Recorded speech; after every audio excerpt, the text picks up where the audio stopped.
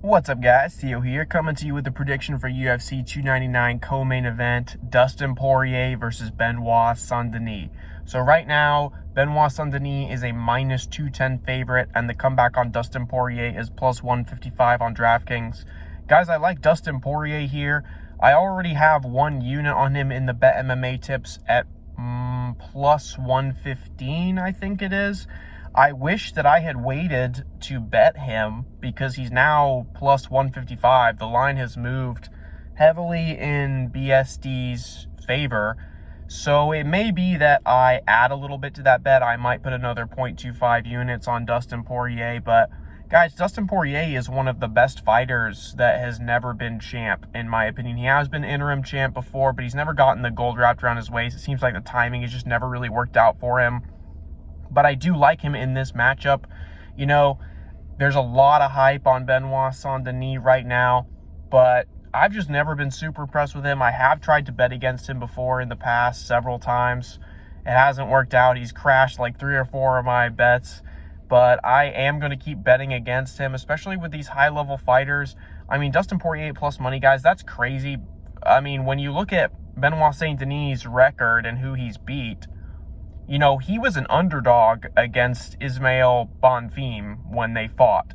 So not even 2 fights ago, that wasn't even that long ago, but not even 2 fights ago, people were picking unestablished UFC fighters against this dude. And now he's over a minus 200 favorite against one of the best fighters that ever fight in the UFC.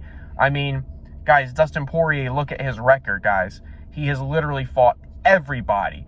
He's fought Max Holloway, Conor McGregor 3 times. He fought Khabib Nurmagomedov. Ever heard of him? He's fought Dan Hooker. I mean, the guy has fought literally every single person. Michael Chandler, Eddie Alvarez. He's fought the best of the best, guys.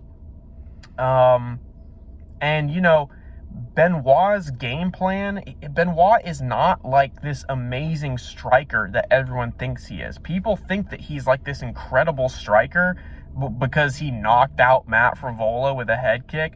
Matt Frevola has always been overrated. And he's a guy that kind of was just like waiting to go up against somebody with more power than him.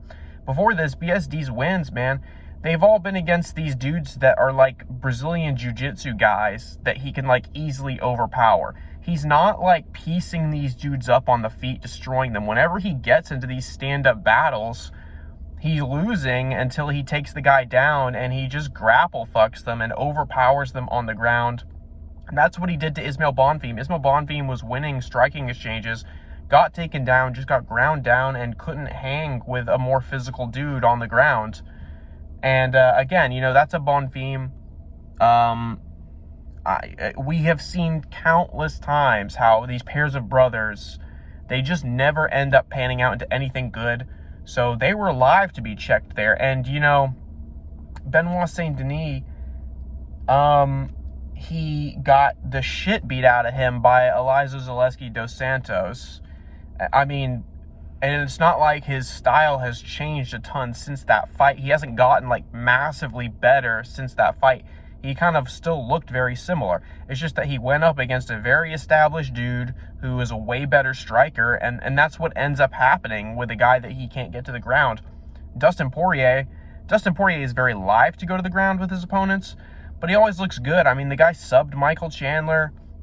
Yes, he got subbed by Oliveira, but that was Oliveira on like a hot streak, and I don't think Dustin Poirier really wanted to be in there for that fight. The thing with Poirier is that he kind of needs to be like really, really motivated in order to get a win, and not this manufactured motivation of my legacy and this and that and this and that.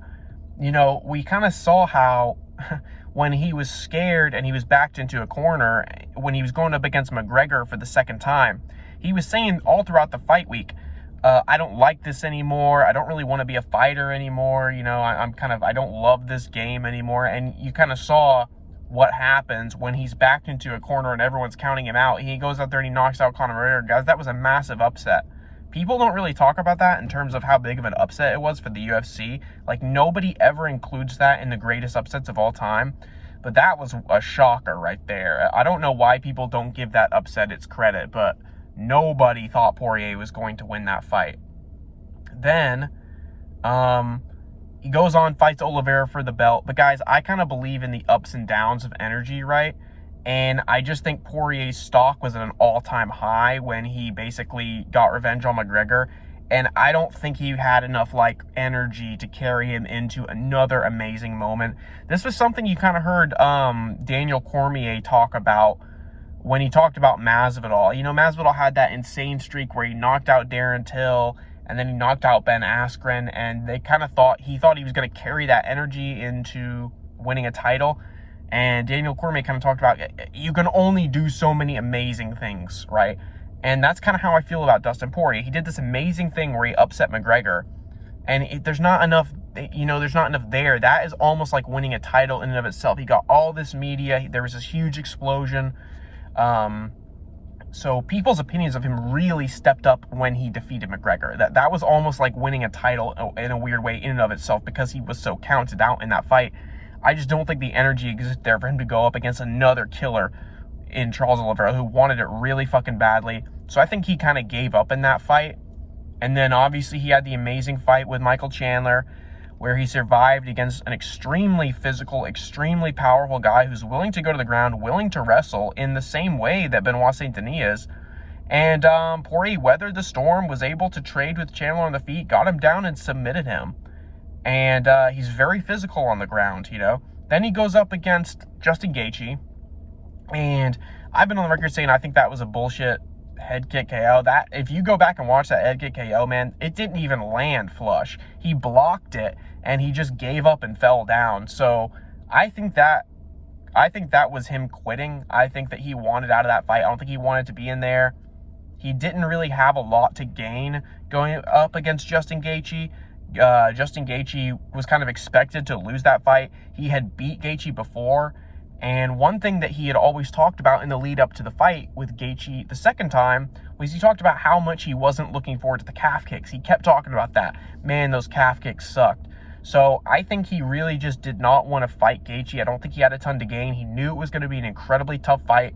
And I think he took an out when he got it. I think that KO was complete bullshit. Go back and watch it. Go back and watch that KO a few times and just really look at it from a few different angles. And you tell me you think that Gaethje knocked him out clean with that head kick that barely landed. Yeah, I think Poirier quit in that fight. I don't think he's going to quit in this one, because in this spot, he's being counted out again.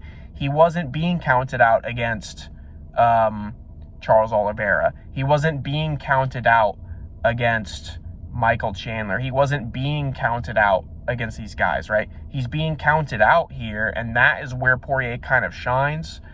And again, I mean, when you look at Benoit St. Denis on the feet, his striking is very basic, man. He has no lateral head movement at all. He never moves his head off the center line. He only goes forward and backwards, and all he's trying to do is like land bombs, get you down, and like strangle you.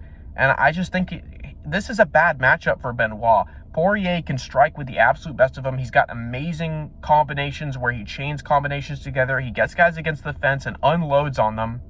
That's exactly what we saw Elizeu Zaleski dos Santos do to BSD. And that fight was terrible. BSD got the absolute shit beat out of him, guys, in exactly the same way that Poirier likes to put guys up against the cage and fucking tee off on them.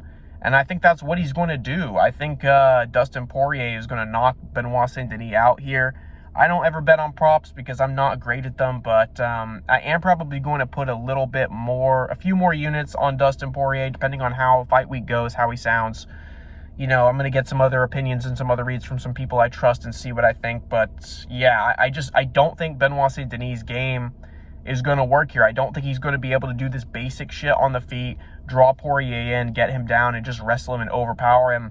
Poirier is very physical, and he's a very big lightweight, and BSD has been looking good against these like tiny lightweights that are like jiu-jitsu guys, like Bonfim, Thiago Moises. So give me Dustin Poirier here, guys. I like him a lot. I think he's one of the best fighters ever. And this is the exact type of spot where he's going to shine, man. There's not really a lot of pressure on his shoulders here. A lot of people are counting him out. I think that's kind of what he needs. So Dustin Poirier is going to be the pick, guys. Keep it locked in. More picks coming later this week.